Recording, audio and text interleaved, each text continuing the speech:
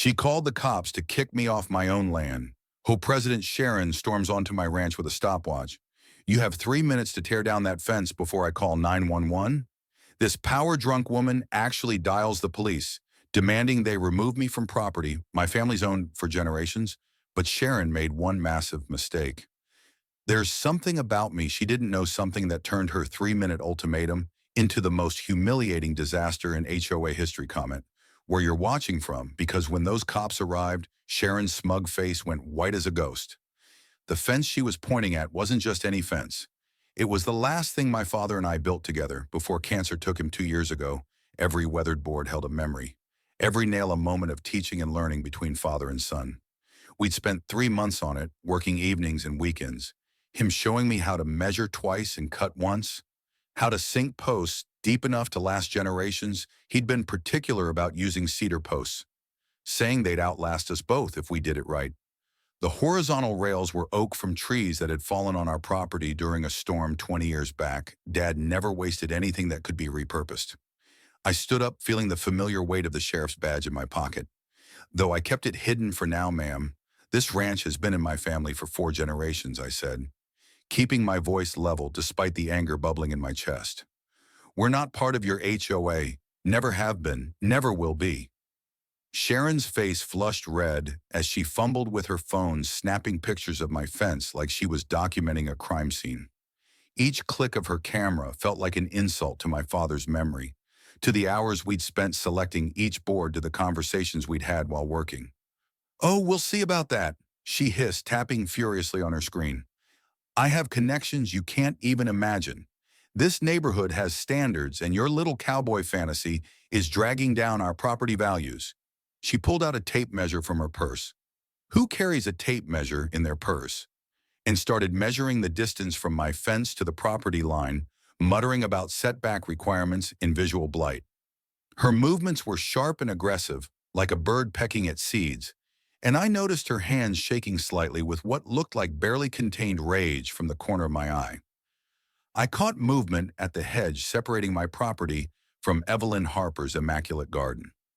The older woman was pretending to prune her roses, but I could see her leaning in clearly, eavesdropping on our confrontation. Sharon noticed her too and raised her voice, playing to her audience of 3 minutes. Mr. Carson, she announced again, waving the stopwatch like a conductor's baton. After that, I'm filing a formal complaint with the HOA board, and trust me, they always side with me. I reached into the wooden box on the porch table and pulled out the land deed, yellowed with age but still legally binding. My father had laminated it years ago, knowing that someday someone might challenge our right to this land. This document says otherwise, I replied, unfolding it carefully. Carson Ranch predates your precious HOA by 60 years. You have no jurisdiction here. Sharon's eyes narrowed to slits as she studied the deed, her jaw working like she was chewing on something bitter. She pulled out her reading glasses, designer frames of course, and scrutinized every word, looking for some loophole she could exploit. We'll see what my lawyer says about that, she spat, then spun on her heel and marched back toward the road. Enjoy your little ranch while you can. As she reached the gate, she paused and turned back with a smile that reminded me of a rattlesnake about to strike. By the way, I've already scheduled an emergency HOA meeting for tomorrow night. The topic expanding our boundaries to include properties that are clearly blighting our beautiful neighborhood. My hands tightened on the porch railing as I watched her strut away, her phone already pressed to her ear. I could hear her shrill voice carrying on the evening breeze. Yes, Harold, it's Sharon. We have a situation with the Carson property. I need you to pull up everything we have on adverse possession laws the moment Sharon disappeared around the bend. Evelyn Harper practically sprinted across my yard, her gardening gloves still on Wyatt Honey. You need to watch out for that woman, she said breathlessly, glancing over her shoulder as if Sharon might materialize from thin air. She's been talking to everyone on the street, spreading rumors that your ranch is attracting coyotes and lowering home values. Yesterday at the coffee shop, she told Margaret Henderson that she had a plan to clean up this neighborhood once and for all. I felt my chest tighten as I looked at the framed photo of my father, hanging just inside the door. Him leaning against this very fence, tool belt around his waist, that proud smile on his face. This is my land, I said quietly, more to myself. Then to Evelyn, my law. Evelyn patted my arm sympathetically before heading back to her garden, but not before adding, just be careful. Wyatt Sharon's got half the neighborhood board in her pocket, and she plays dirty that evening. I pulled out the HOA bylaws and property maps, spreading them across my kitchen table. The technical language made my head spin, but one thing was clear. Sharon had no legal standing to force me into anything. Still, something about her confidence bothered me. In my years as sheriff, I'd learned to recognize when someone thought they held a winning hand. I made notes, highlighting key passages, muttering to myself 3 minutes. I'll shut her down in 30 seconds if I have to. But as I worked, I couldn't shake the feeling that Sharon Baxter was planning something bigger than a simple fence complaint. She needed my ranch for something, and she was willing to wage war to get it. That night, my porch light caught Sharon at my gate, passing a note to a guy in a dusty truck, muttering 3 minutes to end this. The next morning came with Sharon's shrill voice echoing across my property at exactly 700 a.m.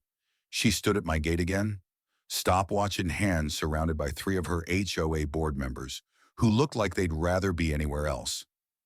One of them, a nervous-looking man in his 50s, kept checking his watch and shifting his weight from foot to foot.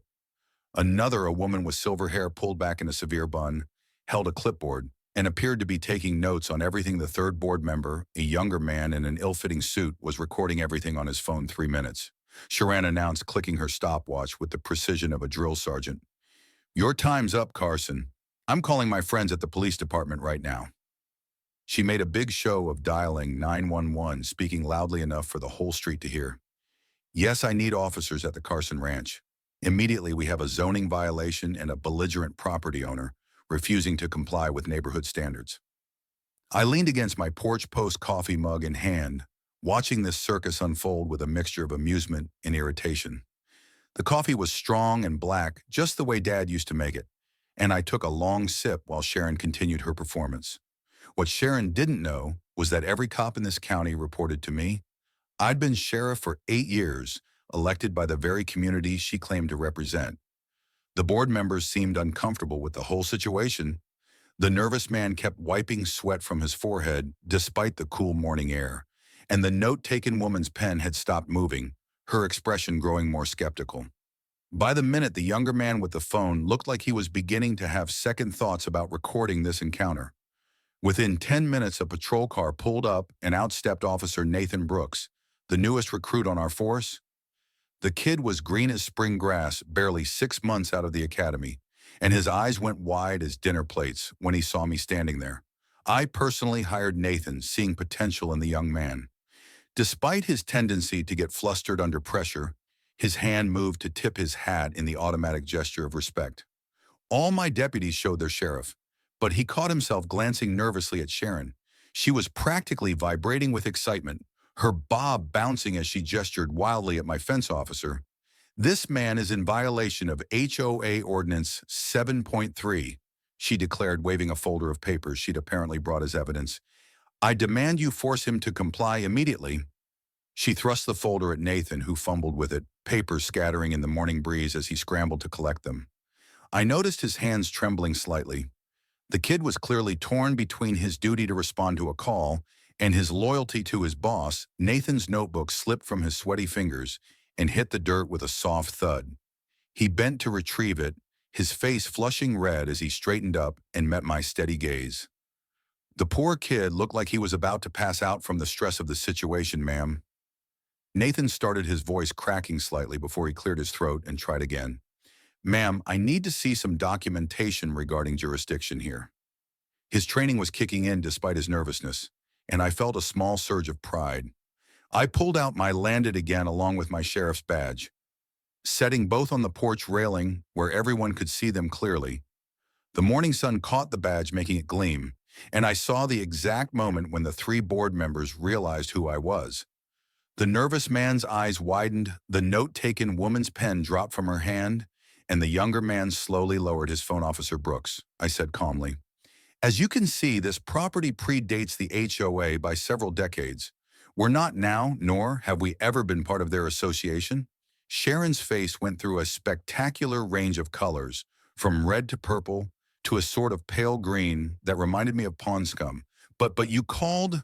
The police, she sputtered at Nathan. You have to do something. I have connections at the department. Chief Morrison plays golf with my husband.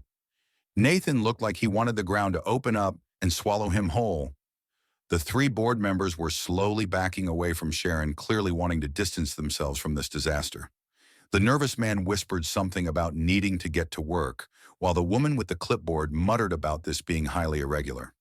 Just then, Deputy Lucas Hayes pulled up in his personal truck. Having heard the call on his radio, Lucas and I went way back. We'd played high school football together, and he'd been one of my first hires when I became sheriff. He took one look at the situation and barely suppressed a grin. Morning, Sheriff, he said, tipping his hat properly. Everything all right here? Sharon's mouth opened and closed like a fish out of water as the reality of the situation sank in. Sheriff, she whispered. Then her voice rose to a screech. You're the sheriff? But I called her. Hands shook as she fumbled with her phone again. This isn't over. I have lawyers. I have a case. You can't just... But she was already backing away, her board members scurrying after her like startled chickens. The younger man with the phone had gone pale, probably realizing he'd been recording his HOA president harassing the county sheriff as she retreated. Sharon pulled out her phone and started recording, though her hands were shaking so badly the video was probably unwatchable. Everyone needs to see this, she announced to her camera. Your sheriff is bullying innocent residents. He thinks he's above the law. Within hours, Sharon's video was making the rounds on community pages, complete with dramatic captions about Sheriff Carson's reign of terror and claims that I was using my position to intimidate law-abiding citizens. The comment section was a mix of people who knew better and others buying into her narrative. Howard Tate from down the street even posted, I always wondered why that ranch looks so run down. Maybe it's time for new leadership in this town. I spent the afternoon fielding calls from concerned citizens and reassuring my deputies that no, I wasn't turning into some sort of tyrant. My secretary Betty, who'd worked at the department for 30 years, just shook her head and muttered about some people having more nerve than sense. Lucas stopped by after his shift looking troubled. Boss Sharon's been calling around trying to dig up dirt on you, he said, settling into the chair across from my desk. He even called my ex-wife asking if you'd ever abused your authority. I set down the fence repair estimate I'd been reviewing and gave him my full attention. Let her dig, I said. My record's clean, but I want you to do some digging of our own, find out what Sharon Baxter's really after. Lucas nodded and headed out. But not before Sharon made her next move. She showed up at the department with a thick folder demanding to file a formal complaint against me for abuse of power and conflict of interest. My desk sergeant, bless her heart, took the complaint with a straight face and promised it would be thoroughly reviewed. Betty made a copy and immediately filed it in what she called the circular file, the trash can, that evening. As I made my rounds through town, I couldn't shake the feeling that this was just the beginning.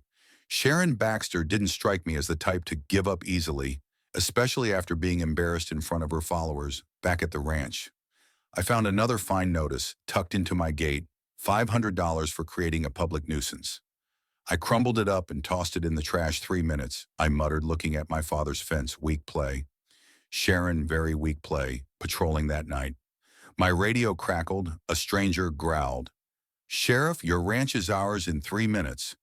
The HOA meeting was held in the community center, a stuffy room that smelled like old coffee and broken dreams.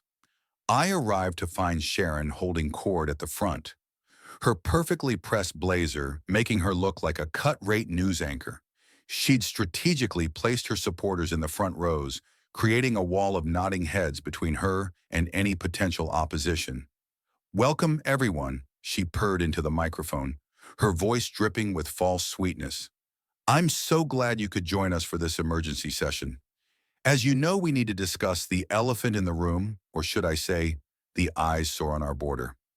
She clicked to a PowerPoint slide showing my ranch from the worst possible angle, the photo clearly taken at sunset to emphasize every shadow and imperfection. This property has become a blight on our beautiful neighborhood, driving down home values and attracting undesirable wildlife. The crowd murmured, some nodding along while others shifted uncomfortably in their seats. I raised my hand to speak, but Sharon, pointedly ignored me, calling on our planted supporters instead. One by one, they stood up with clearly rehearsed complaints about property, values, safety concerns, and even a wild claim about strange noises at night. "I've heard screaming," said Margaret Wilson, clutching her pearls dramatically. "It keeps my children awake." I knew for a fact that Margaret's kids were in college 3 states away, but Sharon nodded sympathetically, making notes on her clipboard when I finally stood up without being called on. Sharon's smile turned sharp. "Sheriff Carson, you'll have your chance to speak during the public comment period at the end," she said dismissively. "Please respect the process." The process apparently involved another 30 minutes of manufactured complaints and concerned murmurs about the decline of the neighborhood. Since my family's ranch had become so visible, the real dirty trick started 2 days later when I woke up to find my water pressure had dropped to nothing. I followed the irrigation lines to the property edge and discovered someone had tampered with the shutoff valve, creating a slow leak that had turned part of my pasture into a mud pit. Evelyn Harper was out walking her Pomeranian when she saw me examining the damage. "Oh, Wyatt," she called out, hurrying over. "I saw Sharon's nephew out here yesterday with some tools. I thought he was working on the streetlight." But now she trailed off, looking at the muddy mess with knowing eyes. I knelt down to get a better look at the valve and found fresh tool marks on the metal. Someone had definitely been here, and they'd known exactly what they were doing. "No ranch, no problem," I muttered, echoing what I imagined Sharon must have said. When she planned this that evening, Lucas stopped by with interesting news. He'd been doing some digging as I'd asked, and what he'd found made my blood run cold. "Boss Sharon got fired from her bank job 5 years ago," he said, spreading out printed documents on my kitchen table. Internal audit found discrepancies in several accounts. She managed they kept it quiet to avoid scandal, but she was basically run out of the financial sector. He pulled out another paper, this one showing HOA meeting minutes from 3 years ago. She won her position as HOA president by suing the previous board over a technicality, been ruling with an iron fist ever since I studied the papers, while Lucas continued. "But here's the kicker. I intercepted an email she sent to the HOA board chat that accidentally included a developer's address.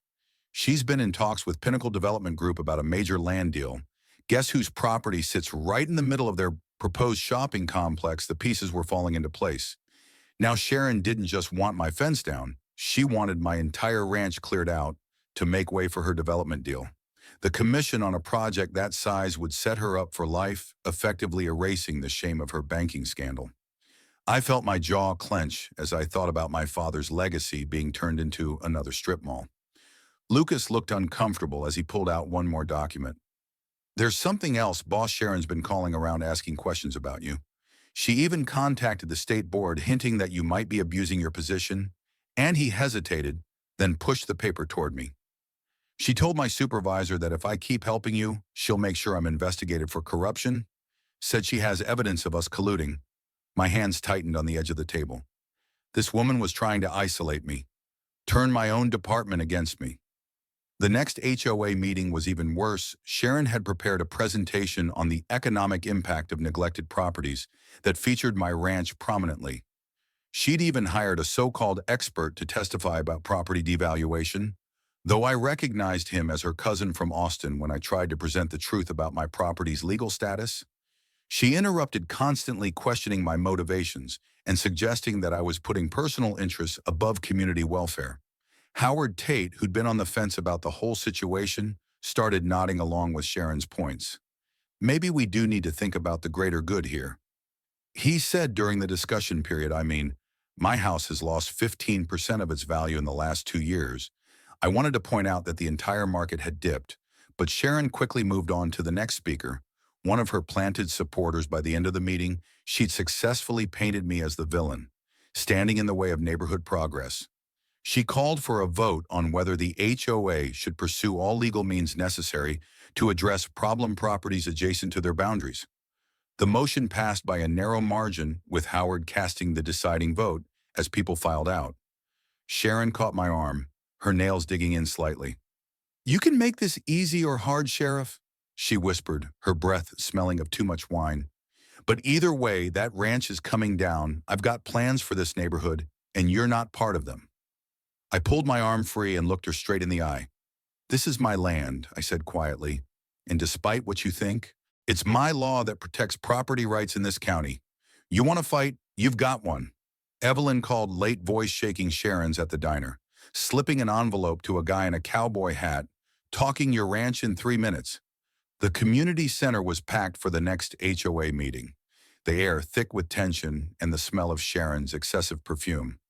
I came prepared this time, armed with evidence Lucas had uncovered about Sharon's fraudulent past. As I walked to the podium, I could see her perfectly manicured fingers drumming nervously on the table, though she maintained her practiced smile for her supporters. Ladies and gentlemen, I began placing a stack of documents on the podium. Before we discuss my property again, I think you should know some facts about the person leading this charge against me. Sharon's smile faltered as I pulled out the first document. 5 years ago, Sharon Baxter was terminated from First National Bank for financial misconduct. An internal audit discovered she'd been manipulating customer accounts for personal gain. The room erupted in whispers, and Howard Tate's face went pale as he processed this information. He'd been one of Sharon's strongest supporters, but I could see doubt creeping into his expression. Sharon shot to her feet, her chair scraping loudly against the floor. "How dare you?" she shrieked, her composure cracking like thin ice. "Those are lies. I left that position voluntarily to focus on improving our community. But I wasn't done." I pulled out the email Lucas had intercepted, the one showing her communications with Pinnacle Development Group. This email shows Miss Baxter has been in negotiations to sell development rights for a shopping complex that would require my ranch to be acquired. She stands to make a substantial commission if this deal goes through. The crowd's murmur grew louder, and several board members started whispering urgently among themselves. Sharon's face had gone from red to a concerning shade of purple. "You're twisting everything," she hissed, but her voice lacked its usual authority. Even her most loyal supporters were starting to exchange uncertain glances. That night I thought Sharon might back down after being exposed, but I'd underestimated her desperation around 2 in the morning. I was jolted awake by the sound of splintering wood. I grabbed my flashlight and rushed outside to find Sharon by my fence, a crowbar in her hand, muttering frantically to herself. 3 minutes, 3 minutes, that's all it takes," she was saying, checking her ever-present stopwatch as she pried at the fence boards just a few boards down.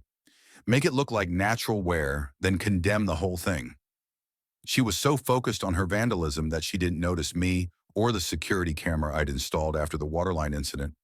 I stood there for a moment, watching her destroy the fence my father and I had built, feeling a mix of anger and pity for this woman whose desperation had driven her to criminal behavior. I cleared my throat loudly, and Sharon spun around, dropping the crowbar with a clang. Her usually perfect hair was disheveled, and her designer jacket was torn from catching on the fence. "Sheriff," she gasped, trying to recover her composure. I noticed some loose boards and thought I'd help." I held up my phone, showing her the security app, with the recorded footage breaking and entering destruction of property trespassing. I listed calmly, "That's quite a list of charges, Miss Baxter." Her hands shook as she fumbled for her phone, nearly dropping it twice. "You can't prove anything. It's dark, the video won't show clearly. I have lawyers who will." But her threats sounded hollow now, the words of someone who knew they'd been caught red-handed the next morning. Evelyn Harper became my secret weapon. She'd overheard Sharon on an HOA conference call, carelessly speaking her computer password aloud while logging into the meeting profits 2025. Evelyn whispered to me over the fence, glancing around nervously. She said it clear as day, probably forgot. Her phone wasn't muted with this information, and proper legal authorization. Lucas was able to access Sharon's HOA email account, where we found a treasure trove of incriminating evidence. Not only were there more emails about the development deal, but we also found messages where Sharon discussed plans to remove obstacles and send sure compliance through any means necessary. One email to the developer specifically mentioned that she would have my property cleared for development within 3 months. Guaranteed. I spent hours in my truck that evening, parked at the overlook that gave me a view of the whole town. My hands trembled slightly as I clutched the photo I always kept in the glove box. Dad and me standing by the newly finished fence, his arm around my shoulders. His note was paperclipped to the back, written in his shaky handwriting during his last days. Never bow to bullies. Son, this land is your legacy. Protect it. I felt the weight of his words, the responsibility of generations of Carsons. Who'd worked this land, Sharon thought she could erase all of that for a profit. My resolve hardened as I looked out over the lights of Harrington. This is my land, I said to the photo. My law, and I'm not backing down. The security footage of Sharon's vandalism spread through the neighborhood group chats like wildfire. Apparently, one of my deputy's wives was particularly good at sharing relevant information by afternoon. I had a stack of signatures from neighbors wanting Sharon removed from the HOA board. Even Howard Tate showed up at my door looking sheepish. Sheriff, I owe you an apology, he said, hat literally in hand. I let her convince me that property values were more important than doing what's right, that footage. Well, it opened my eyes to who we've been following. I accepted his apology with a nod, adding his signature to the growing pile. Sharon's house of cards was beginning to collapse, but I knew she had one more play. Desperate people always do. My phone buzzed at midnight. Evelyn texted, Sharon's digging dirt on your dad's past in 3 minutes. The charity drive was Sharon's attempt at damage control, held in the park with balloons and a banner reading, Bringing Our Community Together. She stood behind a folding table loaded with baked goods, wearing her best real estate agent smile and a shirt that said Harmony for Harrington. When she saw me approaching, she actually had the audacity to wave me over. Sheriff Carson, she called out sweetly, loud enough for everyone to hear. I'm so glad you came. I wanted to apologize publicly for our misunderstandings. The small crowd gathered around, probably expecting fireworks, but Sharon clasped her hands together in a gesture of contrition. I let my passion for our neighborhood cloud my judgment. She continued, her voice dripping with false sincerity. I hope we can move forward as neighbors, not adversaries. Several people actually applauded, and I had to admit it was a good performance, but I'd been in law enforcement too long to fall for such an obvious ploy. Sure enough, the next morning I was served with a lawsuit at my office. Sharon was suing me for defamation, emotional distress, and abuse of authority in targeting a private citizen. The process server looked embarrassed as he handed over the papers. Sorry, Sheriff, he mumbled before hurrying out. But the lawsuit was just the appetizer. The main course came in the form of a video that started circulating online. That afternoon, it showed what appeared to be me screaming at an elderly woman in a parking lot, my face red with rage, using language that would make a sailor blush. The problem was, it was completely fake. The video was grainy, shot from a distance, but convincing enough that my phone started ringing off the hook. The state board called within hours, informing me that I was suspended pending investigation. We have to take these allegations seriously, Sheriff Carson, the board president said. Though I could hear the reluctance in his voice, the video was quite damaging. I sat in my empty office badge and gun locked in the desk drawer, feeling the walls closing. In my whole career, built on integrity and service, was being destroyed by a woman who saw my ranch as nothing more than a payday. Lucas stopped by after his shift, looking haggard at boss. I'm sorry, he said, slumping in the visitor's chair. Sharon cornered me yesterday, said if I didn't stop helping you, she'd make sure I never worked in law enforcement again. She claims to have photos of us meeting privately, says she'll spin it as corruption. I could see the fear in his eyes. He had a family to support, kids to put through college. It's okay, Lucas, I told him though. My heart was heavy. You've got to protect your career. I'll handle this on my own, but he shook his head firmly. No, sir, this is my land too, in a way. My community. I'm not letting her run you out that evening. I tracked down Officer Nathan Brooks at his apartment. The rookie looked like he hadn't slept in days. Dark circles under his eyes and his uniform wrinkled. Sheriff, I'm so sorry, he blurted out before I could even speak. She made me do it, the video. It's not real. He invited me in, and the whole story came pouring out. Sharon had approached him after the first incident, promising to help his career. If he cooperated, she had someone create the fake video. Nathan explained, his hands shaking, as he showed me the email. Said, if I didn't authenticate it as real footage from my patrol car camera, she'd tell everyone I was incompetent. Make sure I got fired. I put a hand on his shoulder, feeling both anger at Sharon and sympathy for this young officer she'd manipulated. Nathan, if you were my brother, what would you want me to do? I asked quietly. He looked up at me with tears in his eyes. I'd want to do the right thing, he whispered. I'll testify. I'll tell him everything. As I prepared my defense collecting evidence and witness statements, Sharon made one more cruel move. She started spreading rumors that my father had been involved in shady land deals back in the 1980s, suggesting that the ranch itself was built on ill-gotten gains. It was a lie. Of course, Dad had been the most honest man I'd ever known, but Sharon knew that throwing mud at a dead man's reputation was her best shot at breaking me. I spent hours going through old records proving that every acre had been purchased legitimately, but the damage to my family's name stung worse than any personal attack. Evelyn found me on the porch that night, staring at the damaged fence with a glass of whiskey I hadn't touched.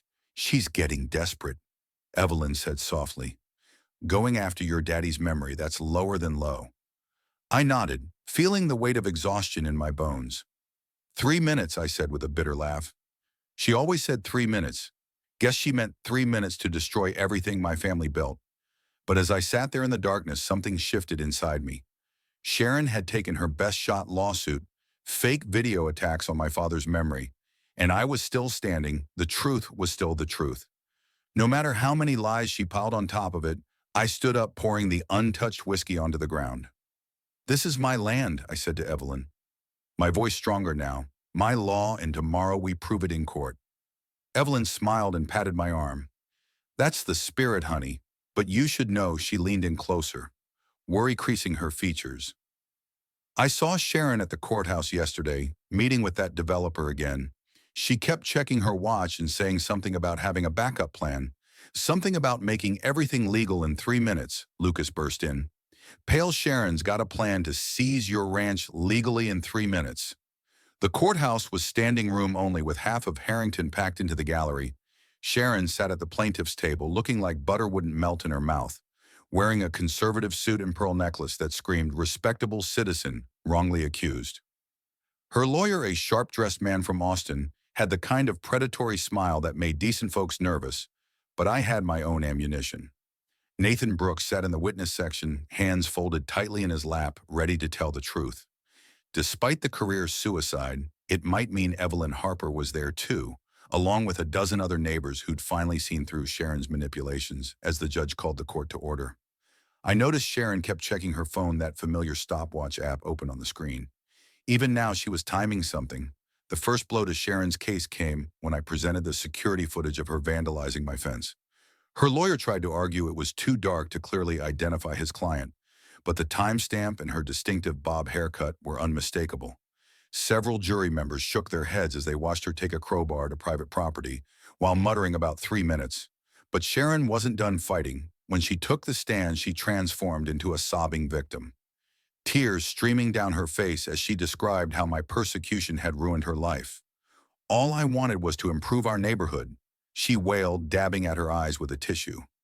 But Sheriff Carson used his position to terrorize me, to turn everyone against me. That video shows his true nature: angry, violent, out of control. It was an Oscar-worthy performance, and I saw a few jury members looking sympathetic. Her lawyer played the fake video, again emphasizing every angry gesture, every apparent curse word. Then Nathan Brooks took the stand, and the courtroom held its breath. His voice shook at first but grew stronger as he told the truth. The video is fake, he stated clearly. Miss Baxter pressured me to authenticate it. She threatened my career if I didn't comply. He produced the emails, the metadata analysis, showing the video's manipulation, everything needed to prove it was a fabrication. Sharon's face went through its familiar color changes, but this time there was real fear in her eye when Lucas took the stand next. He revealed even more. We found emails between Miss Baxter and Pinnacle Development Group. He testified, showing the printed documents she stood to make over $500,000 in commission if she could acquire the Carson Ranch property. The gallery erupted in shocked whispers, and the judge had to call for order twice. But the real bombshell came when we introduced Sharon's HOA emails as evidence. Her lawyer objected frantically, but the judge allowed it, ruling that Sharon had no expectation of privacy in HOA business communications, as email after email was read aloud, detailing her schemes, her manipulations, her plans to remove obstacles by any means necessary. The jury's faces hardened. One email to the developer was particularly damning. "The sheriff is the only thing standing between us and millions in profit. I'll have him out of the way. Within the month, guaranteed 3 minutes in court to file the right papers. And that land is ours." Howard Tate testified next, admitting how Sharon had manipulated him and others with false data about property values she played on our fears. He said looking directly at the jury made us believe our investments were at risk unless we supported her. "I'm ashamed I fell for it." The twist came when Evelyn Harper took the stand with a final piece of evidence, printed emails from Sharon's account that showed not just the development deal, but also that Lucas Hayes had been secretly feeding Sharon information about our legal strategy. My heart sank as I saw Lucas's name on the email chains, messages where he'd shared details about what evidence we'd gathered, what our plans were. Lucas went white as a sheet in the gallery, shaking his head frantically. But as Evelyn continued reading, the truth emerged: Lucas hadn't betrayed me. Intentionally, Sharon had hacked his email account using information she'd gathered about him, then used it to communicate with her lawyer while making it look like Lucas was the source. "I cross-referenced the timestamps," Evelyn explained. "Every one of these emails was sent while Deputy Hayes was on duty, miles away from any computer. Someone else was using his account." Sharon's carefully constructed facade finally crumbled. Completely, she jumped to her feet, screaming, "You can't prove any of this. I'm the victim here. I've been protecting this neighborhood while he ruins everything." Her lawyer tried to restrain her, but she shook him off, her face contorted with rage. "That ranch is mine. I worked for this, planned for this. 3 minutes. That's all I needed. 3 minutes to file the eminent domain papers through my contact at the state level." The courtroom went silent as she realized what she'd just confessed to. Even her own lawyer stepped away from her.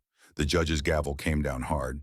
"I've heard enough. This case is dismissed with prejudice, and I'm referring Miss Baxter to the district attorney for charges of fraud, conspiracy, destruction of property, and attempted corruption of public officials." Sharon was still screaming about her 3 minutes as the bailiffs approached her. Perfect image destroyed beyond repair. Outside the courthouse, the crowd that had gathered erupted in cheers as we emerged. Lucas approached me, shame written all over his face. "Sheriff, I swear I didn't." I held up a hand to stop him. "I know Lucas. She played all of us." We shook hands as reporters swarmed around us, but I noticed something that made my blood run cold. Sharon, being led away in handcuffs, had managed to slip a piece of paper to a man in a dark hoodie standing near the courthouse steps. He disappeared into the crowd before I could get a good look at him. But I caught a glimpse of the note. "Finished Carson in 3 minutes. The community center had never been so packed with people, standing along the walls and spilling out into the hallway." I called this meeting 3 days after Sharon's arrest, and the entire neighborhood showed up, eager to hear what would happen next. I stood at the front with a thick folder of HOA chat printouts, evidence of Sharon's schemes laid out in black and white, folks. "What you're about to see shows how deep this conspiracy went." I began spreading the papers across the table. Sharon Baxter didn't just want my ranch. She wanted to transform this entire neighborhood into a commercial development, and she didn't care who she hurt to make it happen. The crowd leaned in as I showed them email after email, each one revealing another layer of deception: messages about bribing officials, plans to force out longtime residents, and promises to the developer that she'd have the whole area cleaned up and ready for demolition.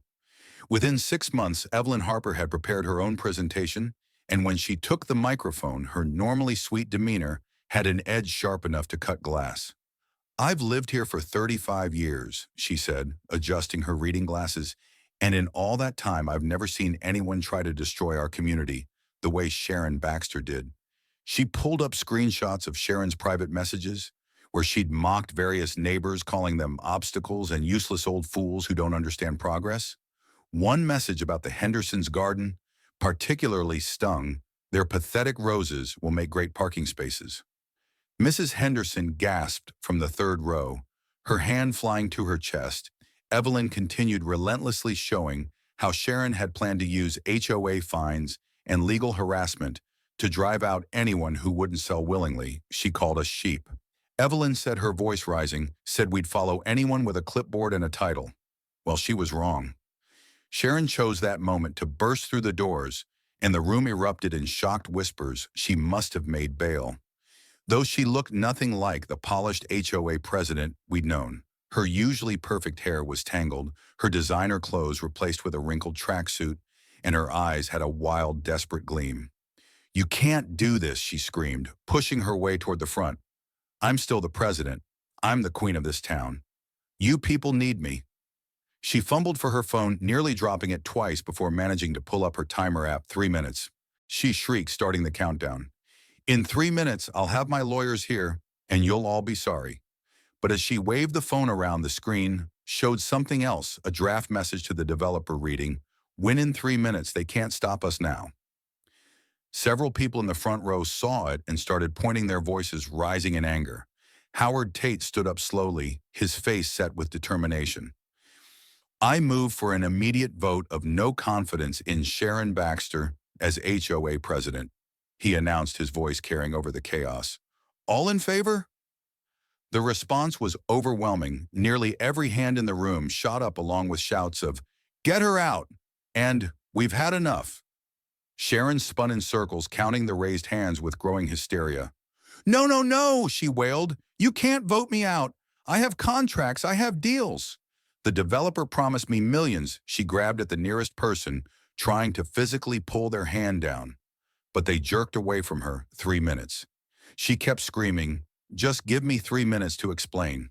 But nobody was listening anymore. The community had finally seen her true face, and they were done with her games. The security guard I'd asked to attend the meeting stepped forward as Sharon's meltdown reached its peak.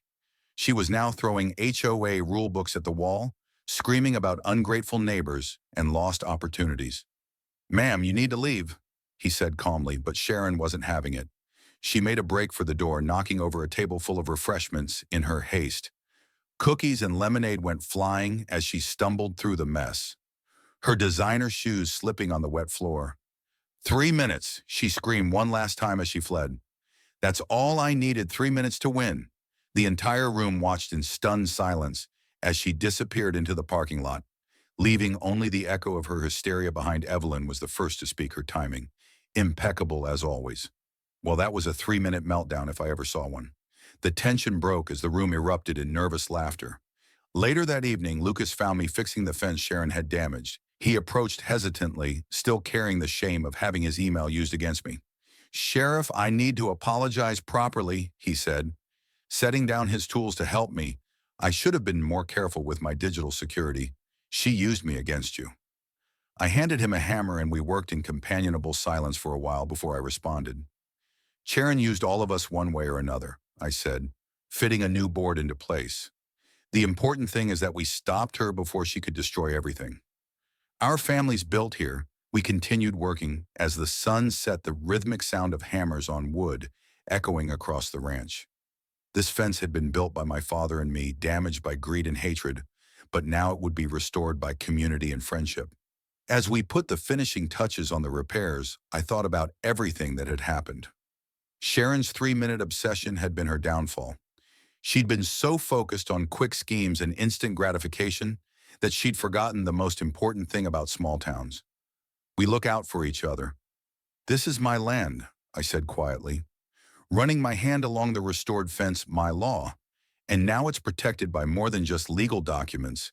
It's protected by community." Lucas nodded, understanding the weight of those words as we packed up our tools. Evelyn appeared with a picture of sweet tea and some of her famous cornbread. "Thought you boys might be hungry," she said with a warm smile. "Besides, I wanted to tell you that the new HOA board voted to explicitly exclude all non-member properties from any future regulations. Your ranch is safe, Wyatt, permanently." The story should have ended there, with Sharon gone and the neighborhood at peace. But as I sat on my porch that night, strumming my guitar and enjoying the quiet, a sleek black car pulled up to my gate.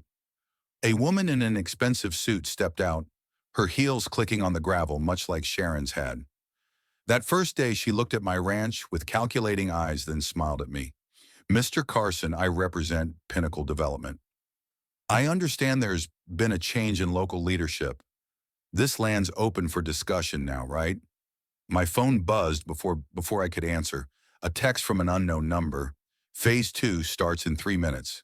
I set down my guitar and stood up slowly. Some fights, it seemed, were never really over, but this was still my land, still my law, and I'd defend it against anyone who tried to take it. Ma'am, I said firmly, you've got exactly 3 seconds to get back in that car and leave. This ranch isn't for sale. Not now, not ever. Got a Sharon in your neighborhood, trying to make your life miserable. Drop a comment below. I read every single one. And remember, sometimes all it takes to stop a bully is standing your ground and saying, this is my land. Thanks for sticking with me through this wild ride. As Sharon learned the hard way, sometimes 3 minutes is all you need to destroy yourself.